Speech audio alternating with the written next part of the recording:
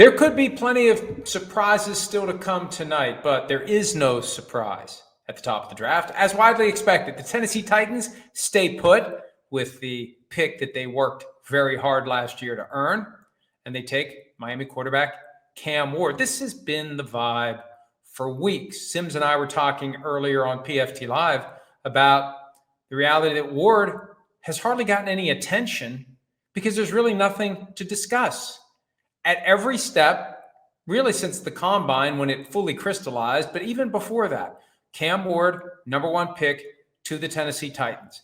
The door for a trade was never really open, and if it was, nobody seriously tried to pry it open wider.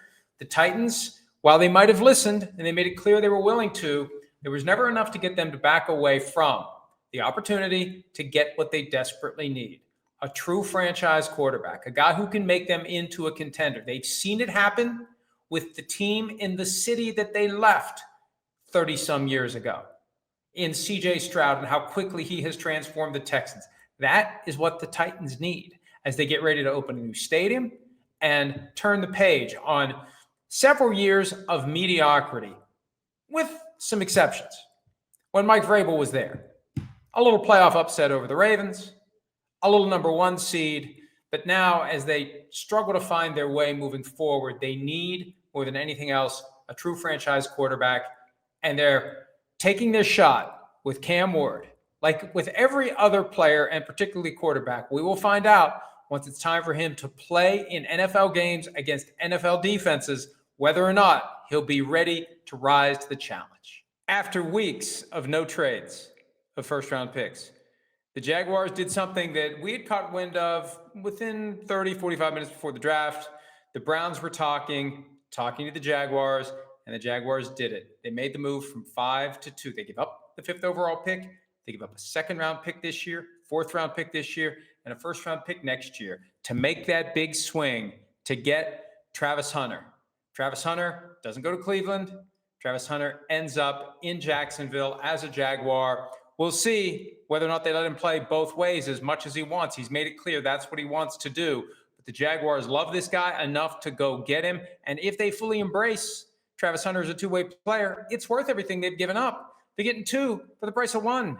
So it makes sense. And I think the fact that they were so aggressive to jump from 5 to 2 tells you they're willing to let this guy do it all. And now look at what they have on that offense. Brian Thomas Jr., who was an overlooked and underrated stud last year. Trevor Lawrence trying to get the most out of him. And now here comes Travis Hunter, presuming he plays offense and defense. The Jaguars acquire something they desperately need. They need relevance. And as the schedule is being finalized, maybe those Jaguars games for prime time, maybe they look a little better than they otherwise would have. So Jaguars get Travis Hunter and give up plenty. Now we'll see what the Browns do with it.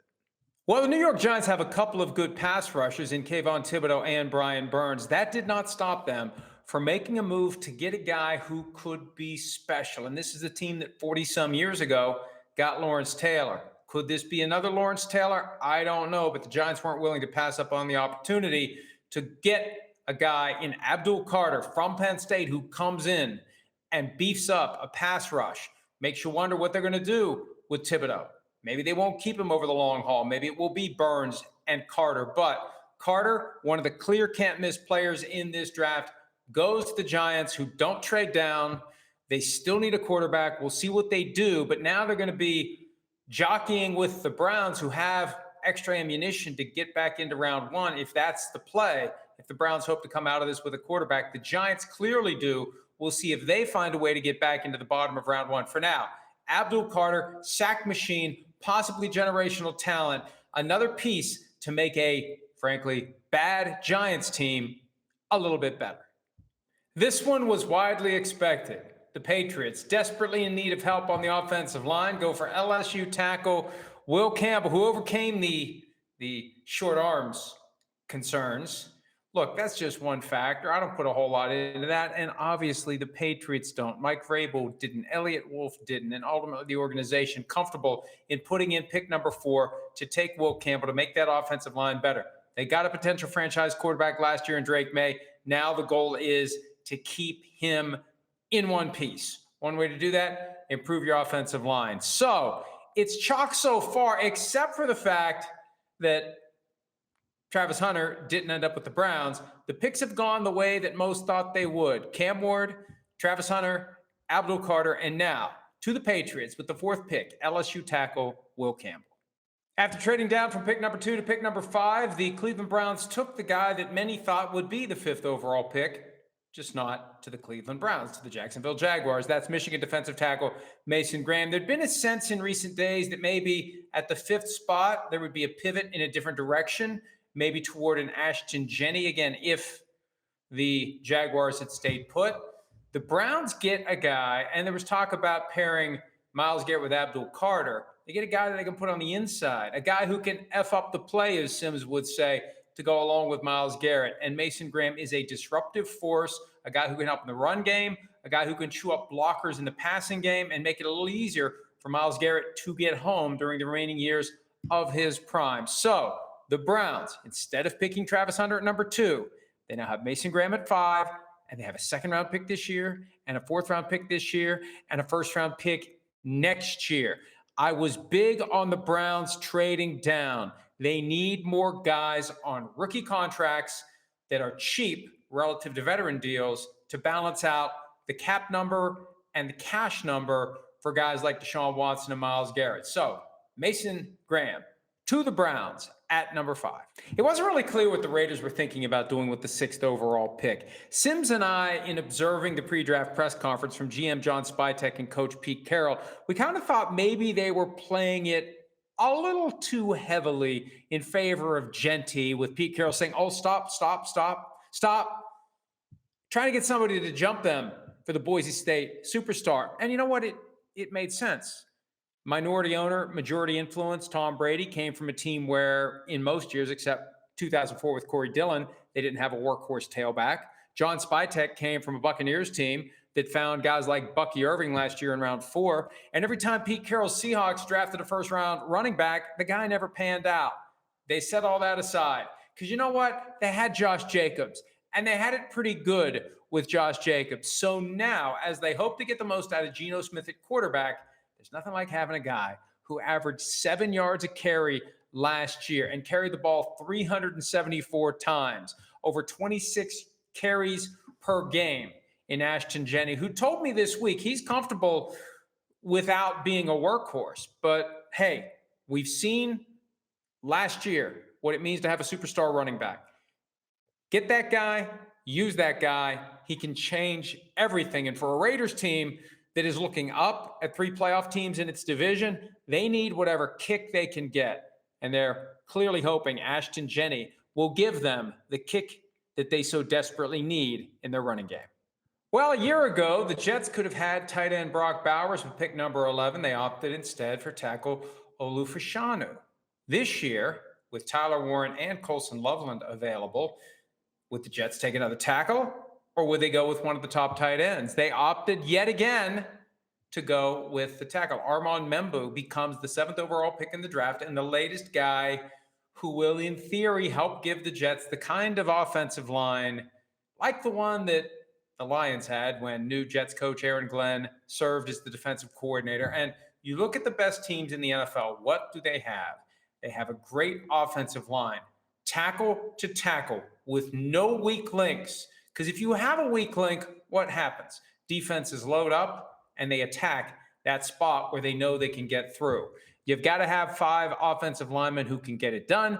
The Jets clearly prioritizing that over the tight end position, even though Tyler Conklin left as a free agent.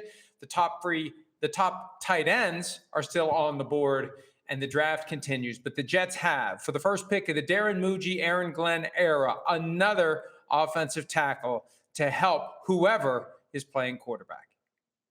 There were some differences of opinion about where former Arizona receiver T-Mac, and yes, he prefers T-Mac, McMillan was going to land. The Cowboys, it was believed, were eyeing him at number 12, and the Panthers were looking to trade out of the number 8 spot. They were unable ultimately to do a deal, so they put the name on the card, and the name is T-Mac McMillan. they need receiver help. They need something to make that offense better than it's been. Bryce Young showed promise after being benched last year. Dave Canales, an offensive expert. They're trying to do something to become relevant in a division that isn't among the toughest in the NFL, even though the Buccaneers continue to be underrated and disrespected. The Panthers, who had a good back half to the season, even though the record wasn't good, they were in a lot of close games.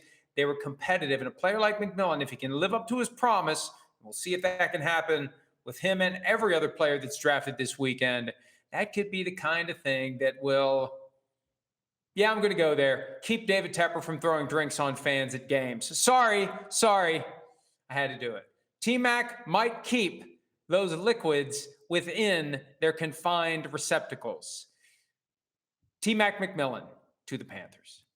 So for a while, the Saints were linked to quarterback Shedeur Sanders after we found out that quarterback Derek Carr could miss all of the 2025 season with a shoulder injury. And then as we got closer to the draft, the worm turned. Mykel Williams, the Georgia pass rusher, became the betting favorite to land with the Saints at number 9, at the point where we were wondering, is somebody going to jump the Saints to get Williams? As it stands, Texas tackle Kelvin Banks slides down to number 9. Some thought he would go earlier. He obviously didn't. He goes 9th to the Saints, who we don't know who the quarterback is going to be, but they have somebody who's going to help block for Derek Carr or Spencer Rattler or Jake Haener or whoever the Saints might get in round 2 or 3 or beyond. Offensive line's important. It's not a sexy position. Fans like to get those guys who are going to generate stats and touch the football. Ideally, Kelvin Banks will never touch the football. The goal will be to also ensure that his opponent never touches the quarterback. So Banks to the Saints at number 9. We're almost through the first third of round 1 of the 2025 draft.